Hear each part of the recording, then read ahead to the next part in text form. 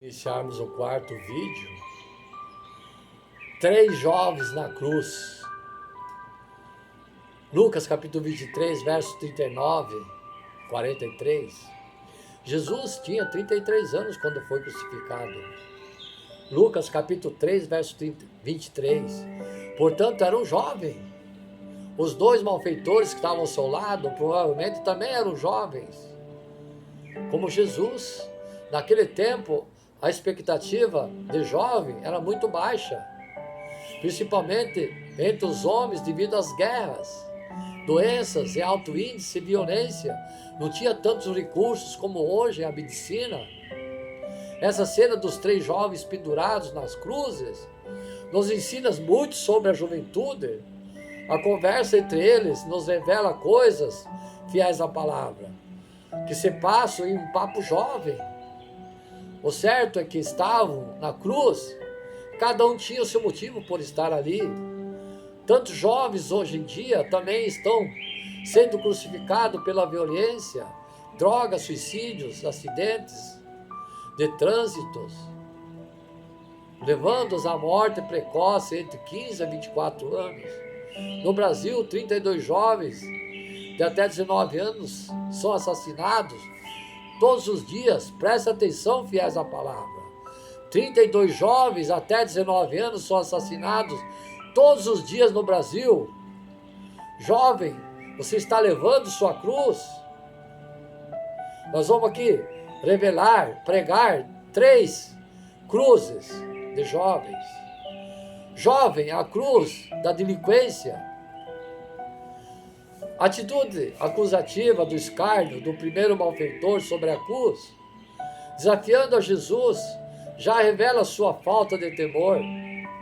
Esse jovem cometia delitos, tornando-se um delinquente, um criminoso. O motivo desse jovem estar ali era para pagar os seus próprios erros. Mas ele estava diante de alguém que poderia absolver da condenação eterna, mas não acreditou. Quando pecamos, estamos sendo delinquentes por causa dos nossos delitos e pecados. Também somos dignos da cruz. Por isso precisamos aprender a ser jovens, humildes. Reconhecermos que somos dignos da cruz. Reconhecendo que somos pecadores. Romanos capítulo 6, verso 23.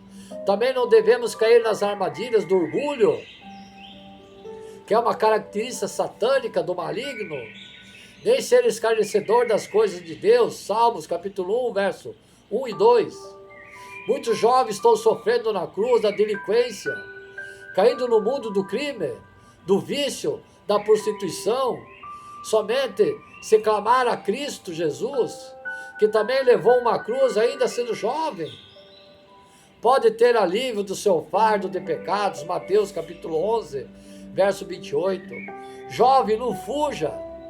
Jovem, fuja do pecado, não seja delinquente. A cruz da inconsequência.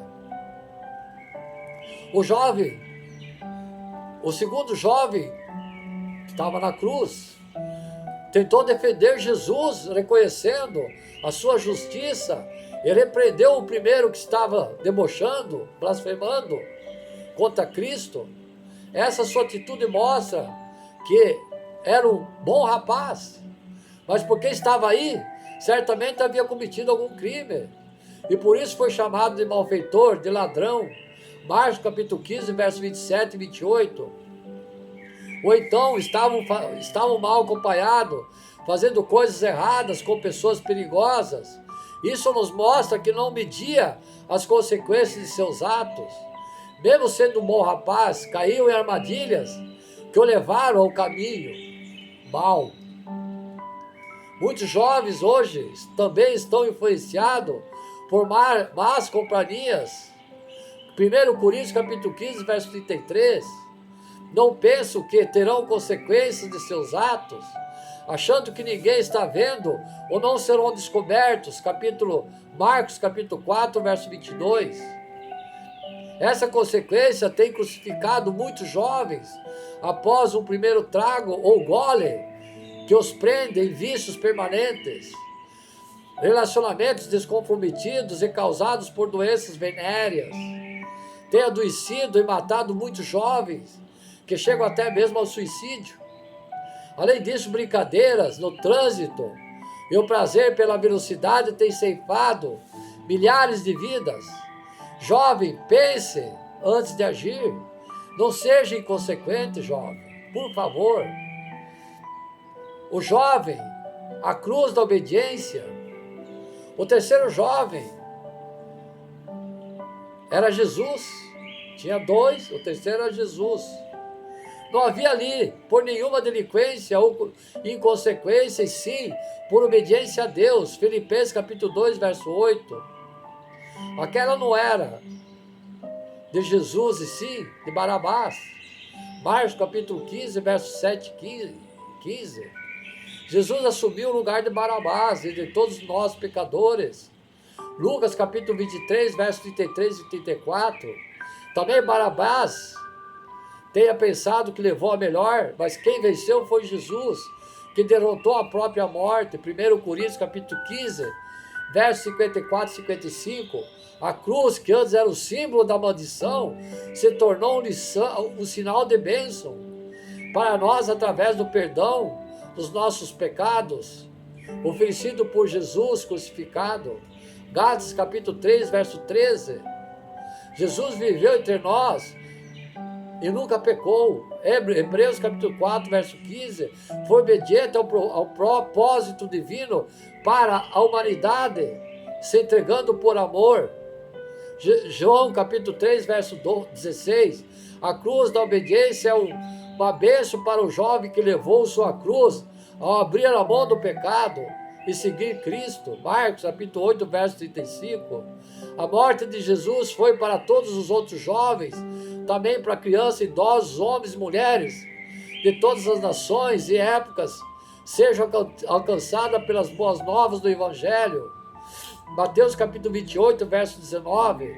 Por isso Jesus é o único que pode livrar o jovem da delinquência, ou inconsequência. Jovem, escolha a cruz da obediência.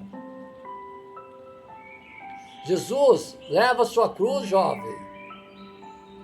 Ele remiu nossos pecados. Lembre-se disso. A vida desses três jovens que foram crucificados nos exemplifica as cruzes que a juventude pode enfrentar. A cruz da delinquência tem sido carregada por tantos que desejam fazer tudo o que querem. A cruz da inconsequência tem sido levada por muitos que não pensam antes de agir, estão sendo enganados pelas mentiras do próprio mundo. Já a cruz da obediência foi levada por Cristo e pode ser tomada por todos que seguirem o seu exemplo com garantia de receber a recompensa da glória. 2 Coríntios capítulo 4, verso 17. Qual a cruz que você deve escolher, jovem? Escolha a cruz da obediência e a liberdade, jovem. Temos que ver sobre a liberdade que Deus nos deu, entregar um pedaço de barbante para cada pessoa que pedir, que em duplas, um amar o outro com as duas mãos juntas, como se fosse uma algema, e pedir que permaneçam com as mãos presas enquanto ouvem a pregação, para refletir sobre a necessidade de libertação que temos. Durante a oração final, todos serão convidados a arrebentar o barbante como sinal de libertação. Vivemos em tempos que se prega liberdade, liberdade de expressão, liberdade de tudo, liberdade de religiosa, se bem que a partir de abril nós estamos sendo ceifados aqui no Brasil de liberdade religiosa, tem liberdade política, econômica, etc. Até mesmo os povos de cultura muçulmanas tão rígida estão em busca de liberdades para as suas nações. A liberdade não pode ser confundida com libertinagem, que é uma liberdade descontrolada. Sabemos que nossa liberdade tem um limite onde começa a liberdade do nosso próximo. Como Jesus nos ensinou, tudo quanto podeis, quereis que os homens vos façam, assim fazei-o vós, também a eles. Mateus capítulo 7, verso 12. E o apóstolo Paulo também. Vede, porém, que essa vossa liberdade não venha, de algum modo, a ser tropeço para os fracos. 1 Coríntios, verso 8 e 9. Quando criança, tive a experiência de soltar um passarinho numa gaiola, esperando vê-lo voar. Infelizmente, não voou. Porque depois, meu pai me explicou que aquele passarinho foi criado em cativeiro e nunca aprendeu a voar. O passarinho caiu e morreu. Com isso aprendo que ser livre não é apenas ser solto. Ser livre é voar. Muitos jovens acham que são livres e se prendem em coisas do mundo que acabam morrendo. Quando adoramos a Deus, experimentamos a verdadeira liberdade de atravessar o céu em oração, de transpor todas as barreiras. A bandeira de Minas Gerais está escrito: liberta quais será temem, ou liberta quase será tamem. Muitas vezes traduzindo com liberdade ainda seja tardia. Esse lema nos traz uma lição importante. Precisamos buscar nossa libertação enquanto é cedo. Isaías capítulo 55, verso 6. Jovem, você já foi liberto, você é livre. Fiéis à palavra. Vamos refletir sobre esse tema, libertação, abordando 3 áreas passíveis de aprisionamento de sua necessidade de libertação. Me prove. Libertação do corpo, coisas, vícios. Muitas pessoas estão apegadas a objetos materiais, escravo da tecnologia, do dinheiro, da comida, da fama, da bebida, da moda, etc., do poder, do sexo, dos prazeres da carne.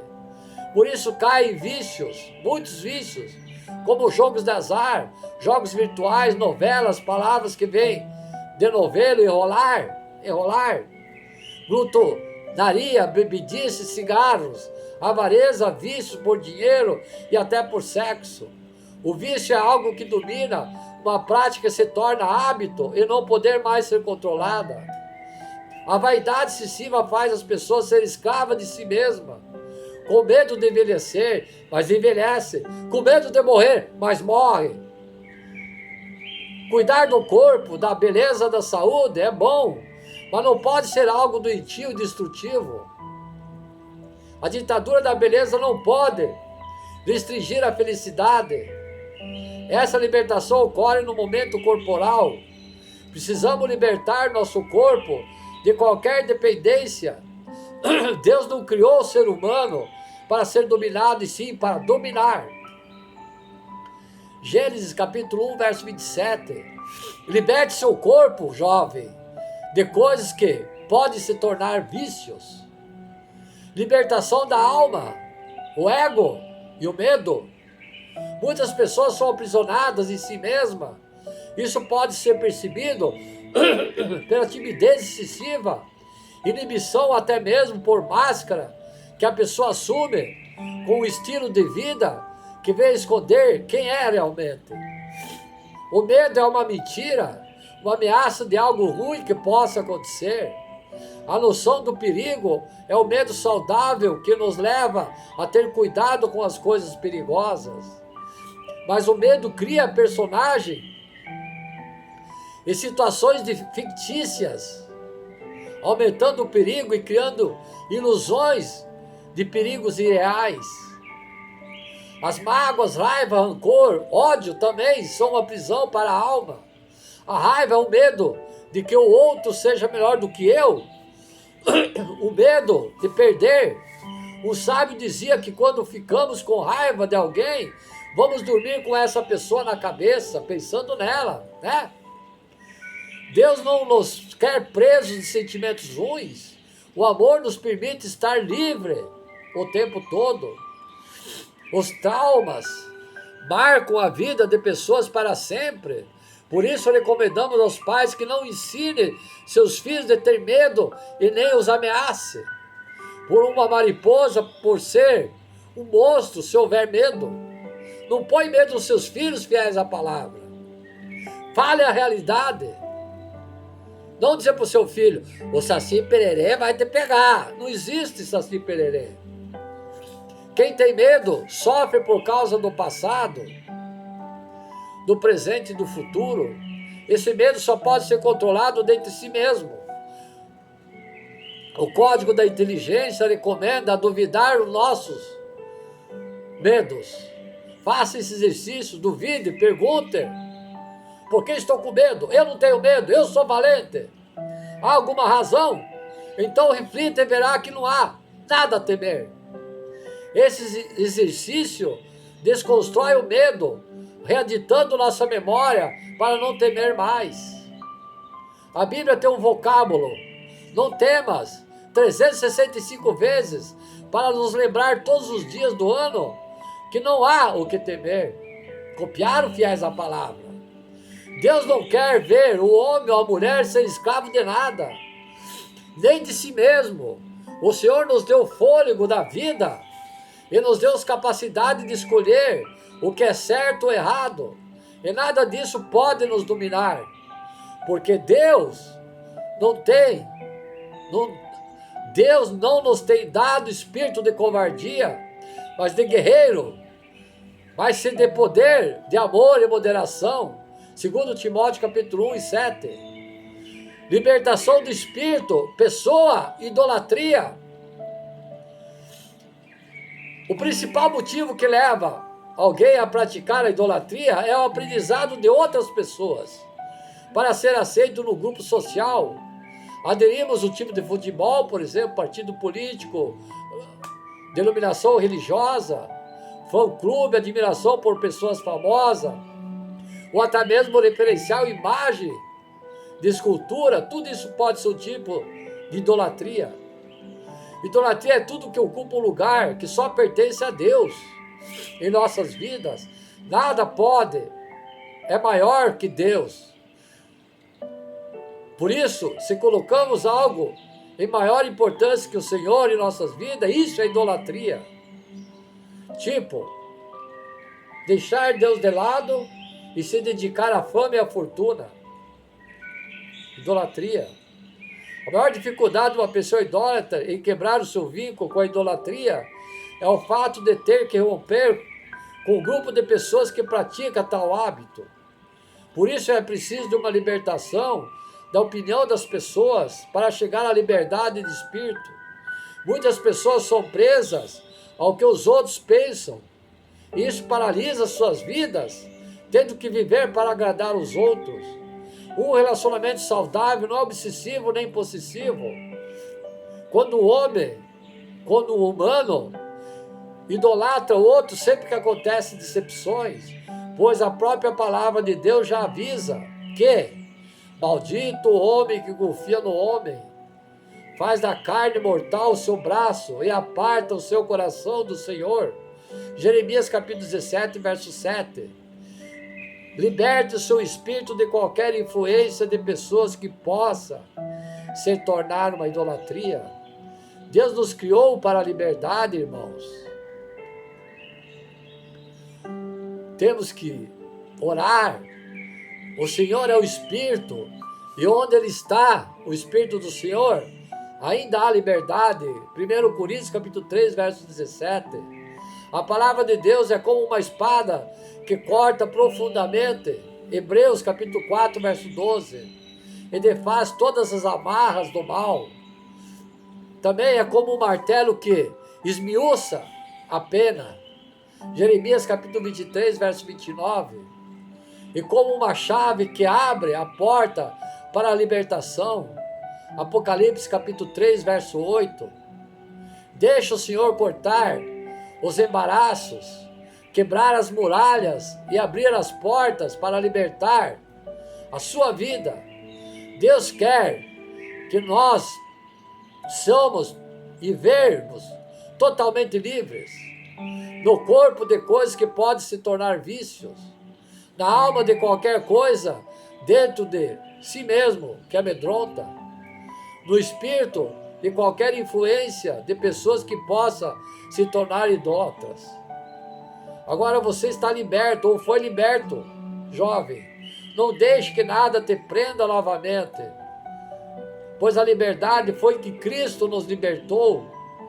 Permaneceis sempre firme e não vos submetais do novo jugo da escravidão. Gálatas capítulo 5, verso 1. Jovens, vimos lá atrás os exemplos negativos, né? Do jovem. Agora nós vamos abordar exemplos positivos também, né? Os jovens. De que maneira poderá o jovem guardar puro o seu caminho? Segundo a palavra, Salmo 119, verso 9. Todo jovem precisa de referência para seguir. Havendo referências positivas, o jovem segue exemplos que lhe apontam para a direção que deseja seguir. A palavra de Deus traz vários exemplos de jovens que serviram a Deus de todo o coração. Da mesma forma que hoje o jovem da Bíblia também enfrenta muitos desafios. Que exemplo os jovens devem seguir? Vamos ver abaixo, jovens da Bíblia.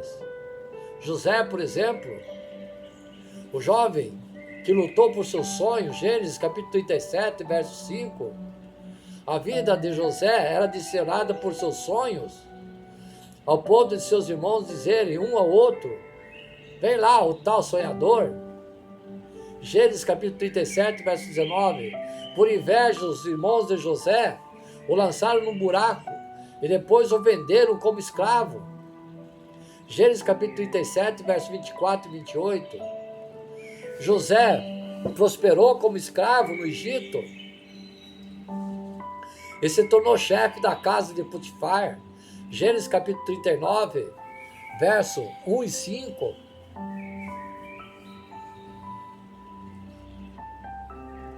Mas ali foi assediado, ele resistiu ao pecado. Gênesis capítulo 39, verso 7 e 15. E mesmo assim foi lançado na prisão.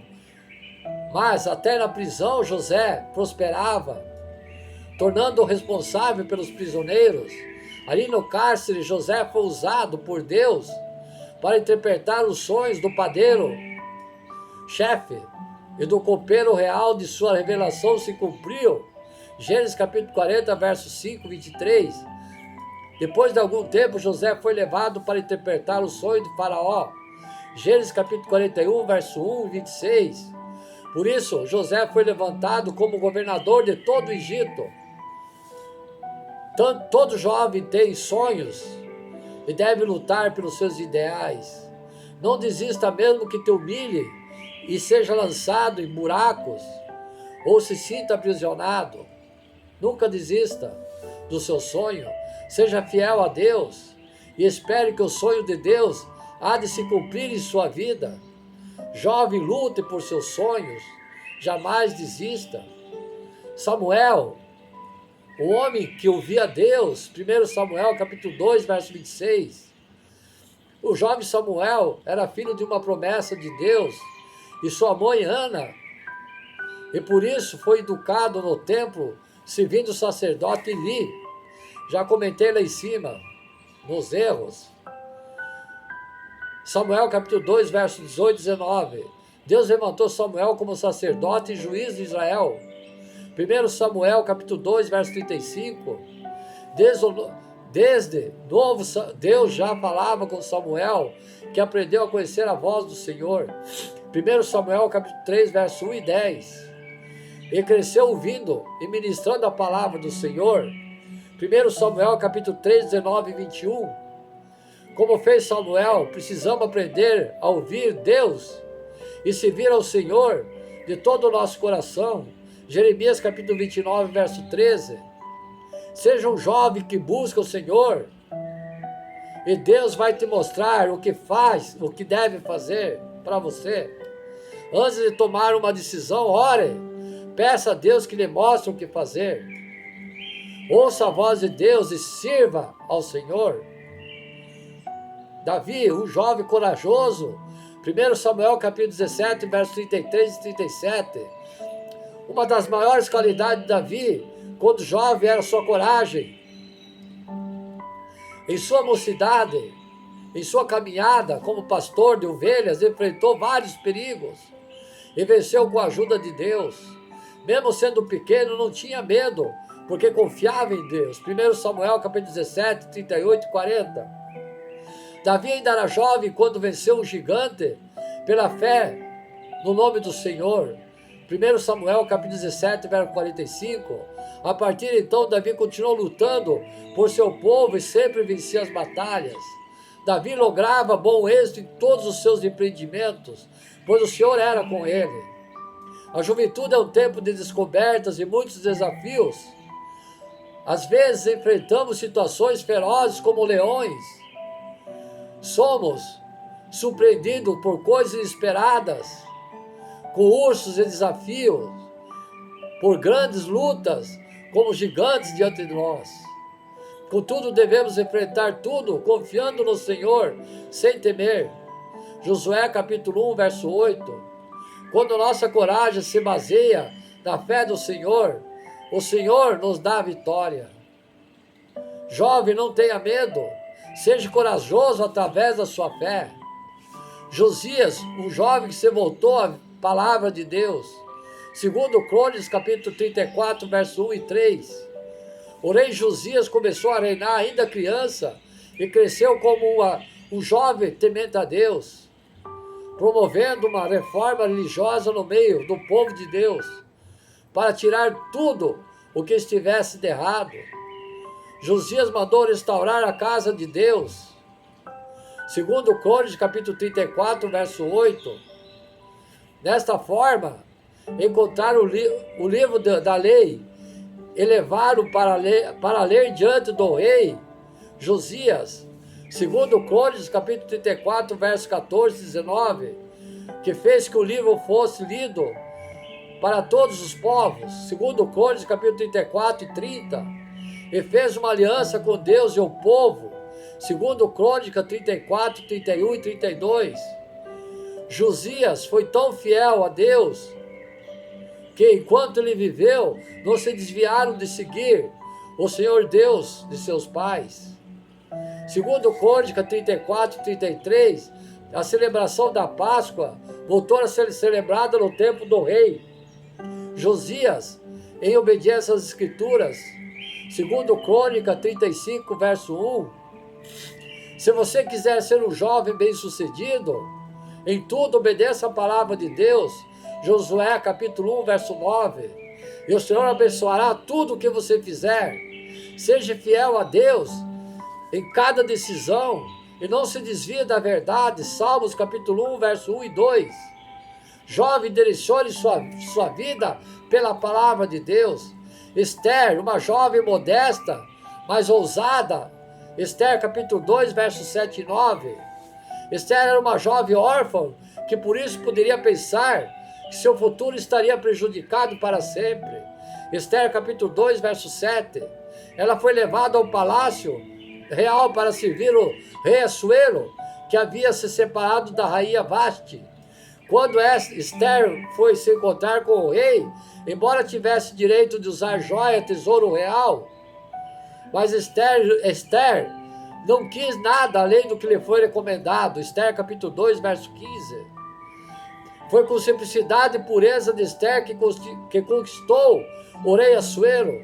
Lembre-se, humildade, que amou e se casou com ela, tornando a nova rainha. Esther capítulo 2, verso 17. Esther não quis falar com sua origem para ninguém, nem para o rei. Mesmo com sua modéstia, Esther foi se destacando por ajudar e defender ao rei. Quando aconteceu a perseguição do povo de Deus, numa trama que planejava dizimar os judeus do reino, então Esther convocou o povo para jejuar, orar por ela antes de intervir a favor do rei, junto Esther capítulo 4, verso 16. Ela foi instrumento de Deus para desmascarar o traidor e salvar o povo de Deus. Ao invés de serem massacrados para os judeus, houve uma felicidade, alegria, regozijo e honra. O dia em que seria destacado, o dia em que seriam atacados, se tornou uma festa, comemorando até os dias atuais. Esther capítulo 9, versos 19 e 21. Com Esther aprendemos sobre a modéstia e ousadia. Seja uma jovem simples e baseie sua beleza não em vaidades, mas em sua pureza. Seja fiel a Deus e firme, sem aceitar coisas erradas. Espere em Deus confiando que o Senhor te exaltará. Jovem, seja modesta e ousada. Daniel, o jovem que não se contaminou. Daniel, capítulo 1, versículo 8. Daniel provavelmente teria ficado órfão quando o rei Nabucodonosor invadiu Jerusalém e destruiu seu povo, matando-os. Mas Daniel não se contaminou. Timóteo, um jovem discípulo dedicado, segundo Timóteo capítulo 3, versos 14 e 15. Timóteo era filho de um homem grego com uma mulher judia. Se converteu e passou a seguir o apóstolo Paulo, que o treinou e enviou a pregar o evangelho. Em várias cartas, Paulo demonstrou a esse ponto estar junto com Timóteo e escreve. Isso comprova que Timóteo era discípulo. Se dirige a Timóteo como filho 4 vezes, mostrando seu tratamento disciplinar e amável com seu discípulo. Seu mentor e disciplinador, o apóstolo Paulo, escreve 2 epístolas com orientação para a sua vida cristã e para o ministério. Em todo o tempo, Timóteo demonstra ser um bom discípulo e obediente e fiel.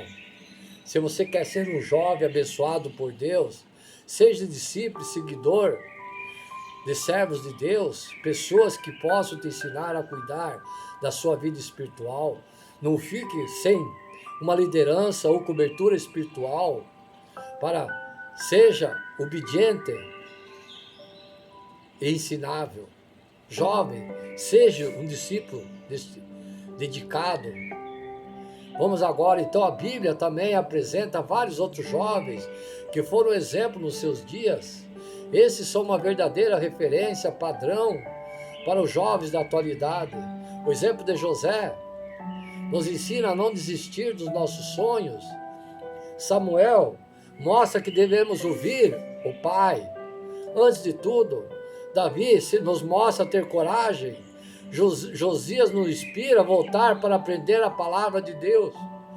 Esther nos ensina a ser modestos e ousados.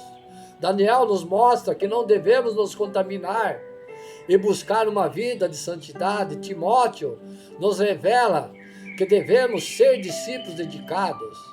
Jovens, siga esses exemplos. Fiéis à palavra. Terminando essa pregação, espero que eu tenha como instrumento, discípulo, servo de Deus, transmitido a verdadeira palavra, que venha somar no seu íntimo, que venha pôr em prática a verdade, a vida, o significado das palavras transmitidas aqui por esse instrumento de Deus, para clarear um pouco a inteligência, para somar um pouco o conhecimento, somar também um pouco a alegria de conhecer a palavra. Nem todos têm esse privilégio de ouvir. Alguém que se dedique, que tenha fé, seja servo do Senhor, para lhe dirigir essa palavra e tenha unção do próprio Espírito Santo de Deus. Que Jesus, o Cordeiro que foi imolado na cruz, que seu sangue nesse momento lave o corpo, a alma e o espírito de todos os fiéis da palavra. E abençoe todos aqueles que desejam a cura, que tenham fé pela cura, que assim seja. Peço que renove a saúde de todos que estão nesse momento ouvindo essa palavra. Peço a Jesus perdão de todos os pecados da terra. E peço ao Jesus também que, nesse momento, eu ordeno que expulse os principados e potestades do mal para as profundezas, nas prisões dos abismos da terra. Repreenda todo o mal, Senhor, e proteja a minha família, em nome de Jesus. Glória à divindade do Pai, glória à divindade do Filho e do Espírito Santo de Deus. Amém? Meu ósculo santo aos fiéis da palavra. Amém?